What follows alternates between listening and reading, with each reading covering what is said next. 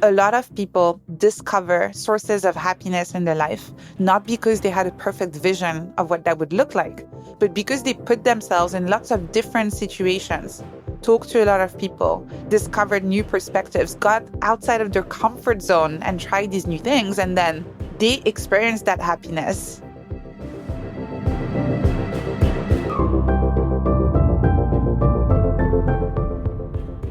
That's Anne-Laure Le Cunff. She's a former Googler turned neuroscientist and the founder of Ness Labs. And today, she's sharing some neuroscience wisdom from her latest book, Tiny Experiments: How to Live Freely in a Goal-Obsessed World. So you'll learn 1, the 2 approaches to setting goals. 2, the fallacy that leads to regret. And 3, how to handle frustrations and disappointments. And if you'd like a summary write-up of some of these actionable takeaways, I suggest you sign up for the free Gold Nugget email newsletter at awesomeatyourjob.com. I'm Pete Mikaitis. This is How to Be Awesome at Your Job. And now, here's Anne-Laure.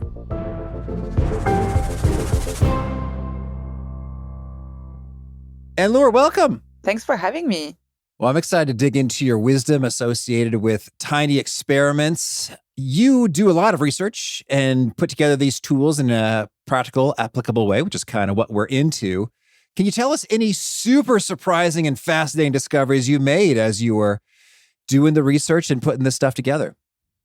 To me, the most surprising thing was how many of the decisions we make at work or in life in general are actually following automated scripts that we kind of copy paste from other people.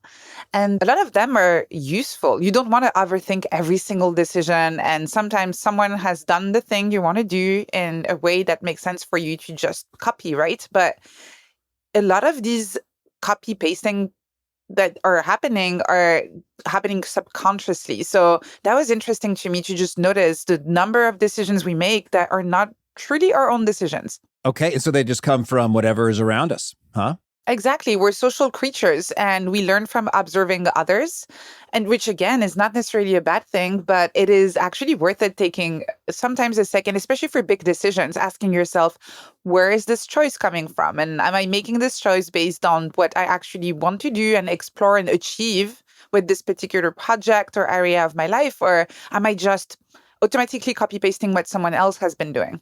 Okay, good to know. And can you tell us, in terms of the folks you've worked with doing these tiny experiments, any really cool or especially inspiring stories that leap to mind of folks who did the stuff and saw cool results? Yes, a lot of people I work with start experimenting in their jobs. And for me, the most amazing thing is when they manage to get other people around them, their colleagues, to experiment with them. And so I've seen people now who literally run tiny experiments together as a team. And every month they have a 1-hour meeting where they catch up and they say, okay, what is the thing you've been trying this month? What did you learn? What can we learn as a team? And because of that, it's also created this psychological safety where it's completely okay to start something new and say, I'm just running an experiment. I don't know where this is going. I'll report back in 1 month and we'll see what happens. Cool. Okay. So then the subtitle of the book, we get Tiny Experiments: How to Live Freely in a Goal-Obsessed World. So could you paint that contrast or distinction for us? The experiments versus goal obsession and what's kind of like the vibe or the feel of these two different worlds? Yes, I think visualizing it is helpful to understand the difference between kind of the status quo in terms of how we approach our ambitions and the alternative that I describe in the book. So the mental model we tend to use when you talk about success at work and in life in general is the mental model of a ladder, in the sense that you have a series of steps you're supposed to go through in a specific order. And when you're done with a specific level, you can go on to the next level. And it's a little bit like this very linear video game where you need to collect all of the points and the artifacts, and then you're allowed to go on to the next level. And this kind of assumes that you already know where you want to go, that you have this very specific outcome, this very binary definition of success. Whether you get there, yes, success, or you don't get there, and that's failure. The alternative to this linear model is a more circular model, a loop, cycles of experimentation. And so that's why I contrast the linear goal setting approach to the experimental goal setting approach. And in that case, instead of focusing on this very specific outcome that you want to achieve, you think like a scientist. You start from more of a hypothesis, a research question, and you ask yourself, what might happen if I tried this thing, this particular action, this particular way of approaching a challenge? You collect data. And based on that data, you make decisions. And what's great is that in a world that keeps on changing, that's fairly uncertain, you're not clinging to that illusion that you know what the world is going to look like in 3, 4, or 5 years. You can just trust yourself that if you keep on iterating, collecting data, and experimenting, you're going to grow, you're going to learn, and you're going to evolve with the world. Okay. Well, could you give us an example of a specific domain in which we may often tend to approach in a goal ladder way, and then what that looks like in practice in the alternative tiny experiment way? I'll take social media. I think this is something we're all using, and whether you're using it as at a personal level or at work, maybe this is something we're all familiar with. So the linear approach to growing an audience on social media would be, I'm going to get to 10,000 followers by the end of the year. That's the linear approach. You have a specific end goal, and you're going to work really hard to get there. The experimental approach is to say, I'm going to post twice a day until the end of the year. And then I'm going to see where we're at the end of the year. I'm going to look at where we're at, what worked and what didn't. And based on that, for my next cycle of experimentation, I'm going to tweak, I'm going to iterate and improve my process. And again, you might not necessarily hit those 10,000 followers by the end of the year, but that's the same as with the linear goal, actually. So that hasn't changed, but it's your approach, your mindset that has completely changed. One of them is a lot more experimental and not focused on the outcome, but more focused on the process. Okay, understood. And so then could you share with us a cool story of this in action in terms of someone really did see some amazingness unfold when they did it this way? I think one of my favorite examples is someone in the Ness Labs community that decided they wanted to grow their professional network. That's something that can feel quite fuzzy, right? Like, how do you grow your professional network? And a lot of people might end up attending. We've all been at those work events where we're not quite, or conferences where we're not quite sure what we're doing here. And so what he did is that he designed an experiment where he said that for the next 3 months, every Monday, I'm going to reach out to someone on LinkedIn, someone whose work I admire, someone I heard on a podcast, or maybe I read their newsletter, or I saw something interesting they were working on. And I'll just say hello, and can we grab a virtual coffee? And that's it. And so the great thing again is that you're not trying to get to a specific outcome. The only kind of like measure of success is, are you doing the thing or not? And so every Monday, he sent that cold message on LinkedIn, and he had a little tracker for it, tracking yes or no. And he ended up connecting with a lot of people. Some of them became collaborators, working on projects. And so that was a tiny experiment that happened in the past 6 months. And so long term, I don't necessarily know what's going to happen with that particular experiment, but I can already imagine that this is going to lead to a lot of interesting work. And it will also create a bit of a safety net for this person where even if things end up not really working out with their current job, they'll have now a stronger, better professional network they can reach out to in case they want to actually start and do something else. That's cool. And I like that as I'm imagining just sort of the mental, emotional, I don't know, groove, vibe, feeling of approaching it the tiny experiment mindset.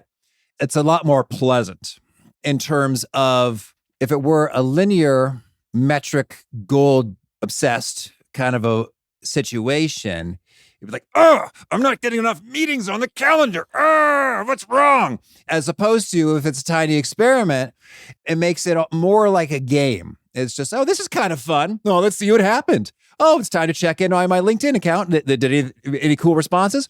And then just that whole energy is more pleasant. And along the way, I imagine in my own experience, that results in more creative, flexible, smart ideas along the way, as opposed to when you're just like mad and frustrated, it's not working the way it's supposed to. Yes, oh, absolutely. Because when you're experimenting in this way, also, whenever you see that, I don't know, maybe it's been 2 weeks in a row and you didn't get a lot of replies, what a scientist does when they're faced with unexpected results, they don't say like, shame, I'm such a bad scientist, I'm terrible, I'm a failure, right? They just look at the results and they ask themselves, that's interesting. What's going on here? What might we want to try or explore or experiment with? And so just using again that experiment of reaching out to people, whether on LinkedIn or other social media platforms, you could say, you know what, this week actually I'm going to tweak the language a little bit, or maybe I'll add a little like photo of something that I think is fun or interesting, and I'll be a little bit more creative with the way I design these outreach messages. Because again, as you said, you're not just really trying to get to that specific outcome. You're just experimenting. Okay. Well, you mentioned that we have some harmful beliefs about success. Can you unpack some of those? Like, what are some of the most harmful? Why are they harmful? What should we have instead? And how do we just reinstall our belief systems? I think to me, the most harmful one is thinking that we know where we're going and what we will want in a few years. And also associated with this, with linear goals also, is the idea that if we get to a specific place, if we achieve a particular milestone, whether it's a promotion or anything like that, then we'll be happy. It's this if-then feeling of, if I achieve this, then I'll be happy. This is called the arrival fallacy. And a lot of people experience this where you do get to that place of success, we're defined in a traditional sense, and you realize that I'm still the same person. My problems are still here, and I'm not necessarily much happier because I've achieved this goal. What a lot of people end up doing when they find themselves in this situation is that instead of questioning the approach to goals and success, they just figure that, oh, it probably wasn't the right goal, or I'm just going to find another one. I'm going to try and climb to the next rung of the ladder. And that's very harmful because you find yourself on this kind of like treadmill, trying to find what is the next success you're going to chase in order to finally be happy. And again, and there are studies asking older people about their regrets. A lot of them actually regret having a lot of this, really focusing on this linear path of success in their career instead of exploring a little bit more. And so connected to the first one that I mentioned, this idea that you think you know what you want, whenever you take a step in a direction and you start having more experience, acquiring more skills, connecting with new people, you become a different person. And so your goals and the direction you want to go in and your ambitions are going to evolve. And that's a feature. That's not a bug. So I think embracing this is actually a lot less harmful than trying to resist it and trying to stick to a fixed plan. The arrival fallacy. I don't think I've heard the phrase, but I know of the concept, and I think it's so powerful and dangerous in terms of if I just fill in the blank, get the promotion, get married, have a child, earn X dollars, then I'll be happy, everything will be fine, all my problems are solved, and it's not true. And it's funny how we have our doubts. I think it was John Green who wrote The Fault in Our Stars and some other novels, was on the Hilarious World of Depression podcast. And I thought it was so perfect. He said that he was talking to a wealthy person and he said, well, if I just owned a whole plane instead of this fractional lease situation, it's like, oh man, you're still in it. You haven't figured out yet that that's not how it works. And so tell us, if folks have their doubts, like, okay, easy for you to say, Anne-Laure, but I don't know. Anything that you can share to disabuse folks of their arrival fallacy? I still experience it. So I want to clarify that it is really not about completely getting rid of it, because it is such a deeply ingrained psychological mechanism that you're always going to fit. And what's interesting is that the more you are dissatisfied with your current situation, the more likely you are to cling to that arrival fallacy, that if only you had this one thing, everything would be better. So what I really recommend is not necessarily trying to get rid of it, but just catching yourself when that happens, noticing that you're doing that you're really hoping and that you're going to be happy only if you achieve that one thing. And then trying to bring yourself back to a more, so this is what I call having a more experimental mindset rather than this linear mindset where we feel like if I can climb and I can get to that next level, I'll be happy. Bringing yourself back to that experimental mindset, reminding yourself that this is just a giant playground for you to try new things. You have no idea what's going to happen. You actually have no idea what's going to make you happy. A lot of people discover sources of happiness in their life, not because they had a perfect vision of what that would look like, but because they put themselves in lots of different situations, talked to a lot of people, discovered new perspectives, got outside of their comfort zone and tried these new things. And then they experienced that happiness. It's almost like a surprise, it's like, oh, wow, I love this. I don't know. I love water skiing, or I love hosting workshops, or I love mentoring, or I love all of these different things. And there's no way for you to know if you don't try different things. Yeah. It's fascinating how what we think we will enjoy or not enjoy is often wildly wrong. Yes. And I remember one of my all-time favorite consulting projects was working to help out call centers for an insurance company. I was like, wow, that sounds boring. Call centers and insurance. Oh.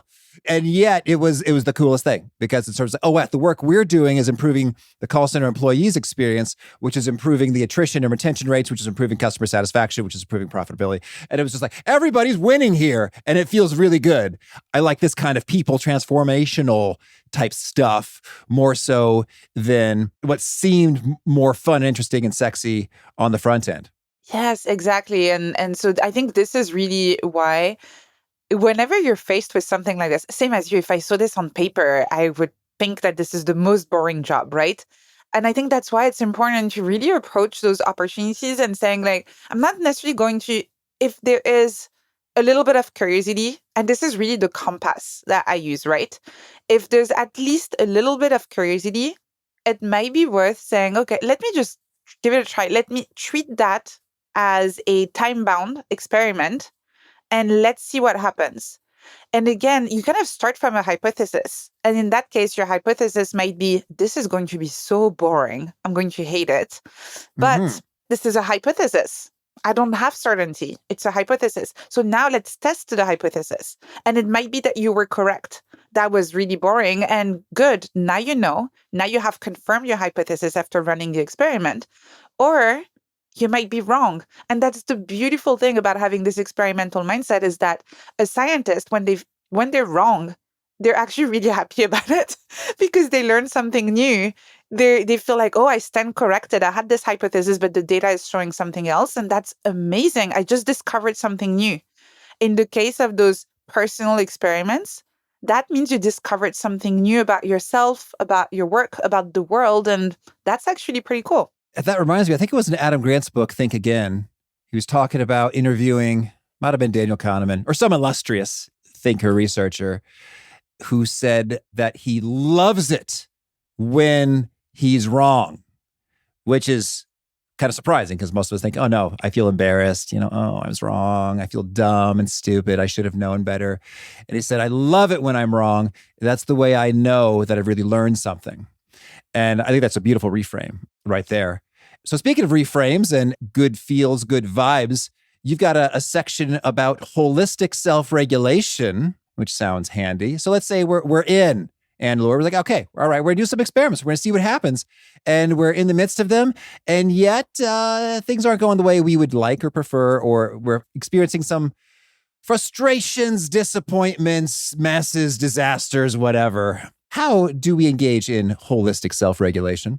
I like to describe it as a little dance. So the issue a lot of people are kind of like facing, and especially if they're doers, high agency people who just want to fix the problem, is that they might just bypass looking at the actual emotion and the response and just try to find a solution and fix the problem and the source of the disruption. And what I really recommend doing is just not doing that, not rushing, taking a moment to go through the first step of that little dance, which is to engage with the emotion, to understand the subjective experience And I recommend a tool that psychologists called affective labeling.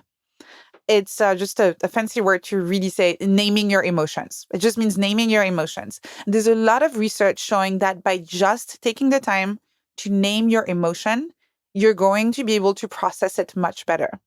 So, what's the emotion? So, as you said, things are not going as planned, right? Is it worry about whatever other consequences there are going to be because this thing is not working? Is it maybe fear of being judged by your peers or your manager who might be looking and feeling like, oh, wow, she didn't do that very well or she made a mistake?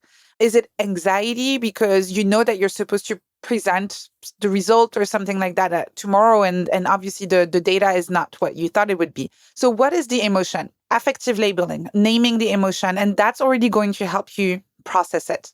Only once you've done this, you can go on to the second step of the little dance, which is dealing with the actual consequences. And so you dealt with the emotion at so this emotional level, and now you can go at a more like mental cognitive level where you're dealing with the actual problem. And again, there's research showing that you're going to be able to do that much more effectively if you process the emotions before. So those are the two steps. The first one is really processing the subjective experience and then dealing with the objective consequences. Okay. So I hear that those are very different processes and thoughts that you're having. And I could see how you tell me, what kind of trouble do we get ourselves into if we kind of do both at the same time or skip to the second part and don't do any labeling? So the problem, if you just jumped into solving the problem, is that you're not going to realize how your current emotional state is probably going to impact your judgment.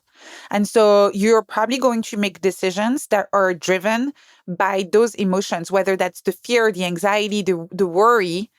And you might, for example, cancel tomorrow's presentation because you feel like it's not ready, because that's driven by the fear of being judged or the anxiety or whatever. Or you might make any kind of like rushed choice that you think is rational, but is actually driven by the emotion. So that's the big risk.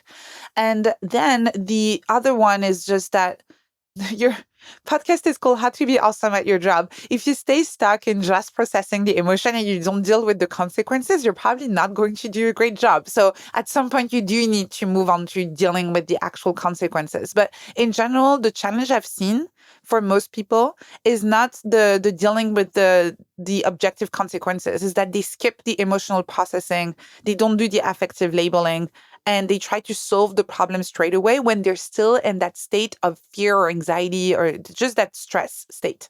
It's funny, you said affective labeling, and at first I heard you say effective labeling, like, oh, I want to do a really good job of labeling it. So I'm curious, there are different typologies, I guess, in terms of how many emotions we humans experience. And I guess there's the Inside Out movie, or others, frameworks that might say we have 7 emotions, but lay it on us. How do we know if our affective labeling is effective labeling? Is it just like, I'm feeling angry, that's that? Or I'm thinking about Marshall Rosenberg's nonviolent communication. He'll say things like, oh, I'm feeling angry because my need for respect I don't feel is being met here, which I found pretty handy. It's like, okay, but there's like an emotion and then and perhaps a perception of a cause or need being unmet is pretty handy. Or when do you consider the affective labeling done? Is it when I am chilled out a little bit about it, I'm not as worked up, or it's when I've said one word, angry, or when am I ready to move on? Yeah, so this is really the emotional regulation part where it's really about paying attention to how you feel in the moment, and sometimes actually just saying, oh, I'm so angry. I don't know, maybe a contractor didn't deliver something on time or whatever. I'm so angry or I'm disappointed. Like already, like just in those few minutes of conversation, I think we've mentioned 6 or 7 different ones. So actually, angry is good if that's what it describes, right? But if after saying this, you still feel like, oh, there's something else, you can still go and dig a little bit deeper. And okay, I'm angry, but why? What is the underlying emotion underneath this? Okay, oh, it's that. And you will, by doing this, like those different layers of affective labeling, you will progressively feel calmer and being able to re-engage at a cognitive level because you have dealt with the emotions. So that's one part. The other part is that sometimes while dealing with the actual objective consequences, you might have emotions that pop up again, depending on what you discover, what you're trying to solve. Let's say that you're trying to solve a problem and you discover that the only reason why this entire thing is happening is because one of your colleagues forgot to do something you told them to do.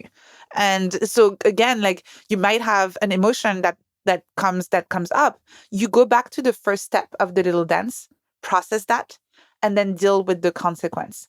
So there's a term in psychology also called metacognition, which is the ability to observe your own thoughts, your inner landscape. And this is something that you can practice. And at the beginning, it might feel like a little bit like, oh, what am I doing? I am angry. That feels weird. But after a while, when you've done it for a while, it will become very natural to go through those steps of the dance and going back and forth between the two. Okay.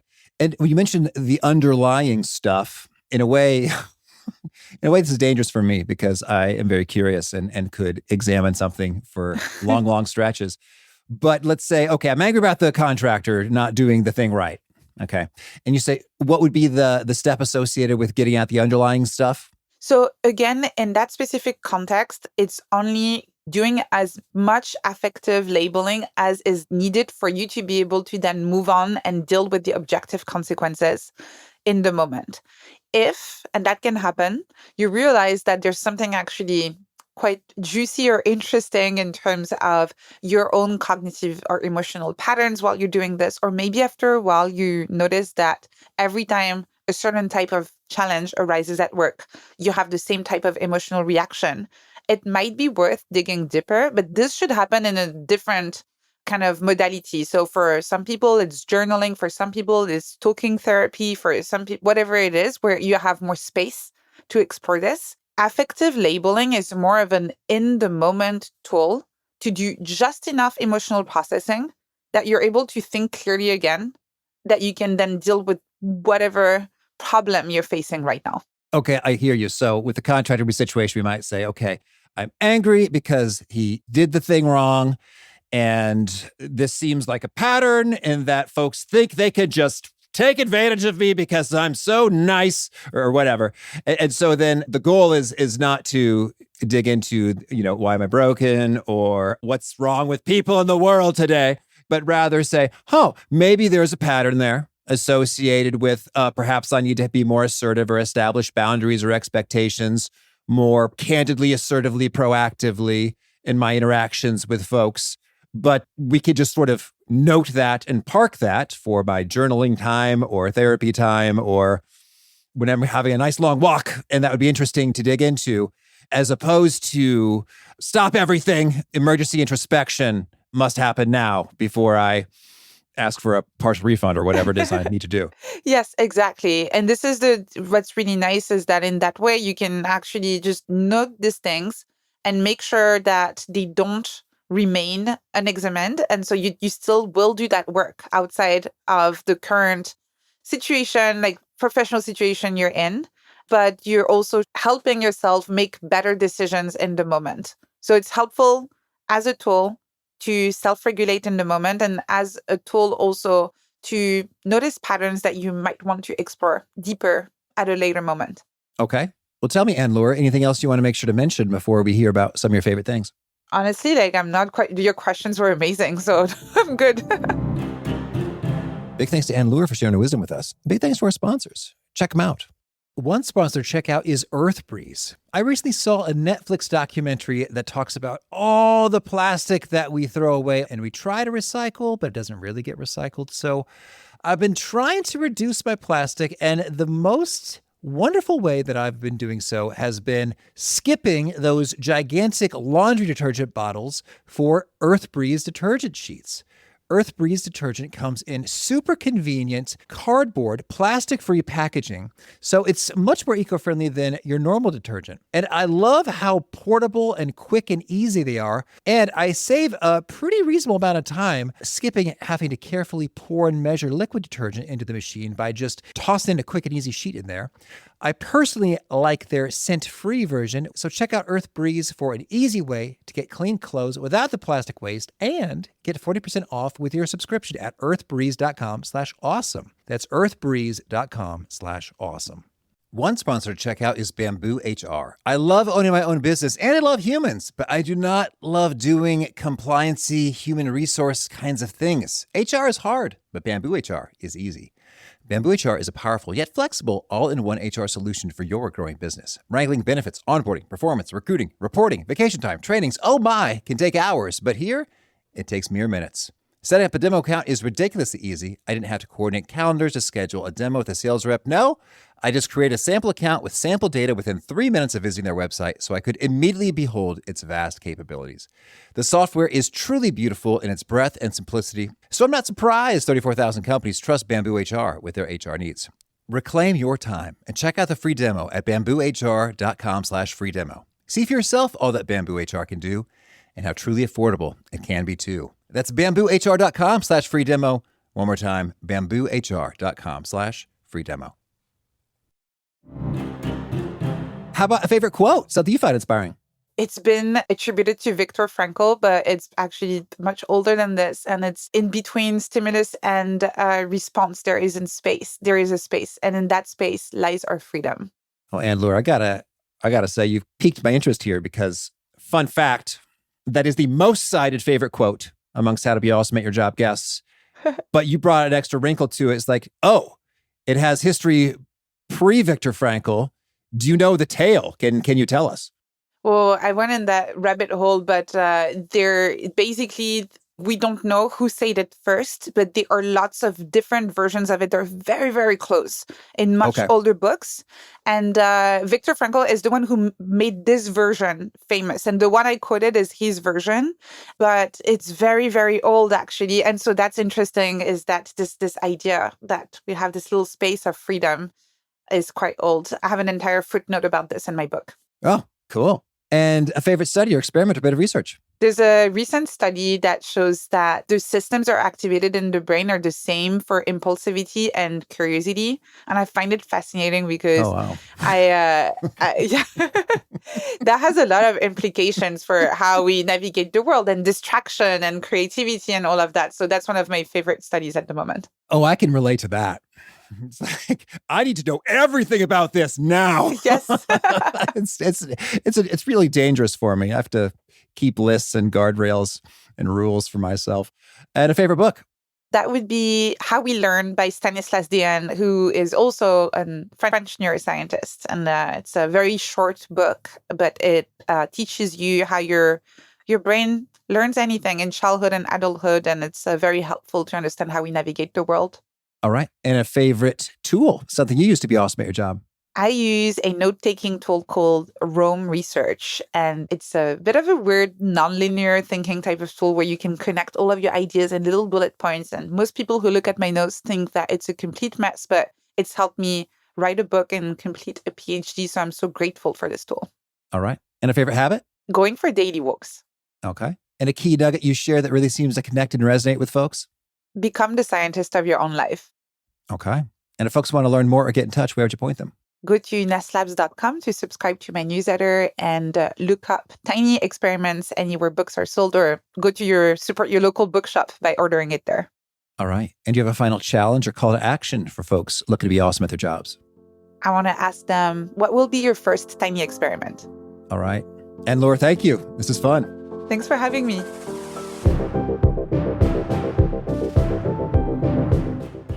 I love so much what Anne-Laure had to say about the arrival fallacy that is so important to consider.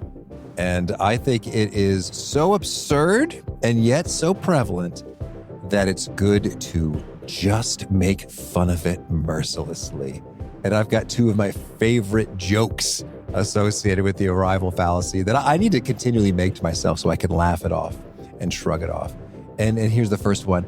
I was coordinating a youth leadership seminar back in the day, volunteering, and I was coordinating the Central Illinois version of this conference. And there was another conference happening in a couple weeks in the northern part of Illinois, and some of the volunteers showed up at both. And there was this volunteer named Diane. And here we are in the midst of having a pretty cool experience of a pretty fun conference. And she says to me, honestly, I'm just really looking forward to the North Conference. And I was startled because it's like, hey, one, that's very rude. I'm kind of coordinating this thing. And two, it's like, we are having a cool experience right now. Right now, this is fun. This is special. And you're already sort of outside of the present moment and projected into the future. And that's a bummer.